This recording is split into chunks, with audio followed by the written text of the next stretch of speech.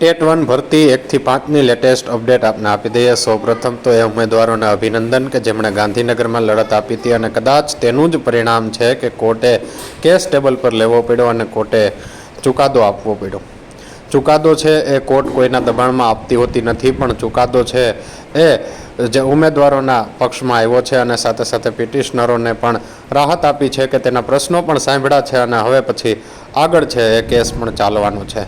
આ માહિતી આપણે જોઈ છે। આજે આપણે અહીં આપેલા મુદ્દાઓની ચર્ચા કરવી છે। નમસ્કાર, all in one knowledge and ફનમાં આપ સૌનું સ્વાગત છે। અત્યાર સુધી અમારા ચેનલને સબસ્ક્રાઈબ ન કર્યું હોય તો જલ્દીથી સબસ્ક્રાઈબ કરજો। લેટેસ્ટ તમામ માહિતી, સીધી વાત અને સચોટ માહિતી મળશે। હવે વાત કરીએ કે કોર્ટે ચુકાદો આપી દીધો, પણ પીએમએલ ક્યારે આવશે? તો તમે તારીખ નોંધી લ્યો, પીએમએલ આવશે 15 ઓગસ્ટ પહેલાં। જી હા, કેમ કે એક દિવસ બે દિવસ કે વધી લાગી શકે, પીએમએલ કદાચ મંડે ના પણ આવી શકે, પણ મોડામાં મોડું 15મી ઓગસ્ટ સ્વતંત્રતા દિવસ પહેલાં તમારું પીએમએલ આવી જશે। અને પીએમએલ આવશે તે પછી તમને થોડો ટાઈમ આપવામાં આવશે કે તમારા જે પીએમએલ છે, પ્રોવિઝનલ મેરિટ લિસ્ટ, એની ટકાવારીમાં કોઈ ભૂલ છે કે કોઈ છે તો સુધારાની તક આપશે। એટલે પીએમએલ બરાબર ચકાસી લેવું અને સાથે સાથે તમારા ડોક્યુમેન્ટની સાથે સરખામણી કરી લેવી। હવે વાત કરીએ જે 774 જગ્યા કોર્ટે જે બાકી રાખવાનું કહ્યું છે એ જગ્યા કોની કપાશે? તો તમે જો કોર્ટનો નિર્ણય જોયો હોય અથવા કોર્ટ કેસ ઝીણવટપૂર્વક જોયો હોય તો તમને આ પ્રશ્નનો જવાબ ઓલરેડી મળી ચૂક્યો હશે કે સરકારી વકીલ સાહેબ હતા, તેમણે એક પેજ આપ્યું હતું જજ સાહેબને, અને એ પેજમાં ઓલરેડી એમણે ડિવાઈડ કરીને જ આપેલું હતું કે આ માત્ર એક જ વિભાગમાંથી, એટલે કે જનરલ કેટેગરી હોય કે કોઈ પણ જનરલ જગ્યાઓમાંથી નહીં કપાય, પણ એ જે ઉમેદવારો જે પણ જે તે કેટેગરી હશે, જનરલ હોય, ઓબીસી હોય, એસસી હોય, ઈડબ્લ્યુએસ હોય, એસટી હોય કે જે કોઈ કેટેગરી હોય, ઇવન તે કોઈ દિવ્યાંગ કેટેગરી હશે તો એમાંથી પણ એ જગ્યા, એટલે કે દરેક કેટેગરી જે ઉમેદવારો જે કેટેગરીના હશે, જે પિટિશનરો, એ પ્રમાણે એ જગ્યાઓ કપાવવાની છે। એટલી જગ્યાઓ જે કેટેગરીને બાકીની ભરતી છે તેમાં ઓછી થવાની છે। વાત કરીએ ખાલી જગ્યા ક્યારે આવશે, તો આપણે સૌથી પહેલાં માહિતી આપી હતી કે જિલ્લાઓમાં રોસ્ટર બનાવવાની પ્રક્રિયા ચાલુ થઈ હતી અને એ રોસ્ટર હવે જમા કરાવવાની પ્રક્રિયા પણ ચાલુ થઈ ગઈ છે। અને આજે રવિવારના દિવસે પણ રોસ્ટર જમા કરાવવાનું ચાલુ છે। મિત્રો, આપણી માટે આ વિદ્યા સહાયક ભરતી સમિતિ છે એ સતત મહેનત કરી રહી છે અને એ પણ હવે એમ લાગે છે કે ઝડપથી ભરતી પ્રક્રિયા પૂર્ણ કરવાના મૂડમાં હોય અને આ રોસ્ટરો છે જમા થઈ ચૂક્યા છે અથવા થઈ ચૂક્યા હશે, અથવા તો આવતીકાલે સોમવાર સુધીમાં એનું કામ પૂરું થઈ જશે। ખાલી જગ્યાની માહિતી દરેક જિલ્લાની પહોંચી ગઈ હશે। હવે એ પ્રમાણે દરેક જે કેટેગરી છે, જે ઓબીસી હોય કે એસસી, ઈડબ્લ્યુએસ હોય, એસટી હોય કે જનરલ હોય, એ કેટેગરીમાં ડિવાઈડ થશે જે જગ્યાઓ છે, અને એ જગ્યાઓના આધારે ખાલી જગ્યાઓનું લિસ્ટ, મતલબ કે કયા વિભાગમાં, મતલબ કયા કેટેગરીમાં કેટલી જગ્યાઓ આવે છે એ ખાલી જગ્યાઓ આવશે। સાથે સાથે સૌથી અઘરો અને મહત્ત્વનો પ્રશ્ન, અત્યાર સુધીનો પ્રશ્ન હતો કે પીએમએલ ક્યારે આવશે, પણ પીએમએલ આવી ગયા પછીનો જે મહત્ત્વનો પ્રશ્ન છે એ મેરિટ કેટલું રહેશે। તો મેરિટ માટે વિદ્યાર્થી મિત્રો તમને જણાવી દઉં, જે ઉમેદવારો છે તેમના માટે ખાસ આપણે જણાવી દઈએ અંદાજ એક અને અનુભવના આધારે તમને વાત કરીએ તો મેરિટમાં જે કેટેગરી વાઇઝ જગ્યાઓ ડિવાઈડ થાય તેને આધારે ફાઇનલ નિર્ણય નક્કી કરી શકીએ, પણ અંદાજ મુજબ 60+ વાળા છે એ બધા લગભગ લાગી જશે।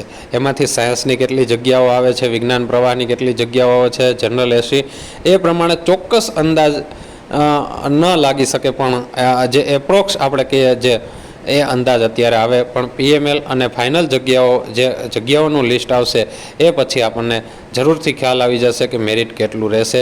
પણ ચોક્કસ એ વાત નોટ કરી લેજો કે આ ભરતીનું મેરિટ અગાઉની બધી ભરતીઓ કરતાં નીચું રહેશે।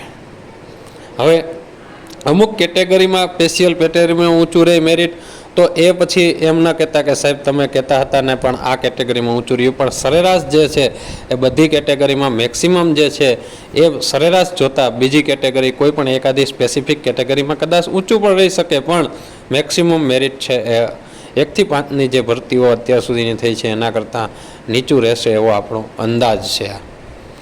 ફરીથી કહું છું, આ એક અંદાજિત માહિતી છે અને આ જે વિશ્લેષણ છે એ બધા રેકોર્ડને આધારે કરીએ છીએ।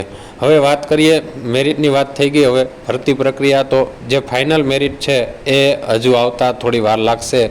અને જેટલું PML વહેલું આવે અને એમાં કેટલા દિવસનો આપણને સુધારા વધારાનો ટાઈમ આપે છે એ પ્રમાણે ત્યાર પછી ફાઇનલ મેરિટ લિસ્ટ આવશે અને એ પહેલાં ફાઇનલ મેરિટ લિસ્ટ પહેલાં ફરજિયાત જગ્યાઓ છે એ લગભગ ડિવાઈડ થઈ જશે કે કેટલી કેટેગરી વાઇઝ કેટલી જગ્યાઓ આવશે. ત્યાર પછી જ ફાઇનલ મેરિટનો રાઉન્ડ આવતો હોય છે અને ફાઇનલ મેરિટની સાથે સાથે જ આમ ભરતીનો પ્રથમ રાઉન્ડ બહાર પડી જતો હોય છે, એટલે કે જે લગભગ 70 અપવાળા છે એનો કદાચ પહેલો રાઉન્ડમાં સમાવેશ થઈ શકે અને એને જિલ્લા પસંદગી માટે પણ બોલાવવામાં આવશે. તો જિલ્લા પસંદગીના જે ડોક્યુમેન્ટ વેરિફિકેશન માટે તમારે જે લઈ જવાના હોય એ સેટ પણ તમારે અત્યારથી જો કોઈ એમાં ખૂટતું હોય તો થોડી ઘણી તૈયારી બાકી હોય તો કરી લેજો. બાકી જે તમે ફોર્મ જમા કરાવતી વખતે જે ડોક્યુમેન્ટ ઓરિજિનલ તમે જે બતાવ્યા હશે જે ફોર્મના જે સેન્ટરમાં જે તે જિલ્લામાં એ જ ડોક્યુમેન્ટ સેમ ટુ સેમ આપણે ગાંધીનગર માગતા હોય છે.